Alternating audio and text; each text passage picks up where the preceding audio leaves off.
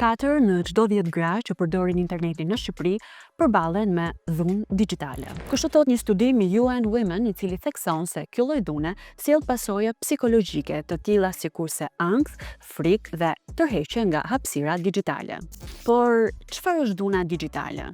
Citizens shpjegon se Shqipëria nuk ka ende një përkufizim ligjor për të. Deri më sot, organizatat që merren me dhune me bazë gjinore janë referuar për kufizimeve të ekspertëve ndërkombëtar të Këshillit të Evropës në veprimtarinë kundër dhunës ndaj grave dhe dhunës në familje, njohur gjerësisht me akronimin GREVIO. Por një ligj i ri për dhunën ndaj vajzave dhe grave, i cili pritet që të kalojë në kuvend brenda këtij dhjetori, e përfshin për herë të parë qartësisht këtë lloj dhune. Sipas draftit paraprak, dhuna digjitale përfshihet në nenin 10 të këtij ligji, ku flitet për dhunën e lehtësuar nga teknologjia. Ky nen e përcakton dhunën digjitale si çdo veprim që kryhet përmes mjeteve digjitale pa pëlqim dhe që shkakton dëm fizik, emocional dhe social. Kjo formë dhune përfshin gjuhën e urrëties, shpërndarjen e materialeve intime pa pëlqim, përndjekjen dhe ngacmimin digjital. Në thelb synohet mbrojtja nga abuzimet online që cënojnë sigurinë dhe dinjitetin.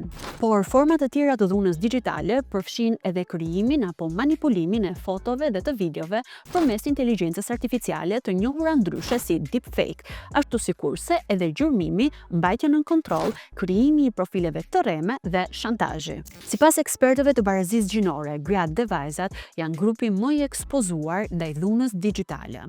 Në mënyrë të veçantë nga dhuna digjitale preken vajzat dhe gratë rome dhe egjiptiane, vajzat dhe gratë me aftësi të kufizuara, komuniteti LGBT, aktivistët, por edhe gazetarët. Përballë kësaj situate dhune, institucionet shqiptare mbeten ende të papërgatitura. Përgjithsisht haset në zvarritje, mungesë protokollesh të unifikuara dhe infrastrukture me angët teknike për të ruajtur provat. Këto pengesa i vështirësojnë hetimet dhe dekurajojnë denoncimet. Nëse shihni se po përjetoni dhunë digjitale, mos heshtni. Raportojeni atë pranë komisariatit më të afërt të policisë, pranë linjës kombëtare 116-117 të ndihmës për viktimat e dhunës, pranë qendrës kombëtare për internet të sigurt në Shqipëri, si dhe pranë organizatave që ofrojnë ndihmë juridike dhe psikologjike falas. Raportimi dhe denoncimi është hapi i parë për të krijuar një hapësirë të sigurt për vajzat dhe gratë.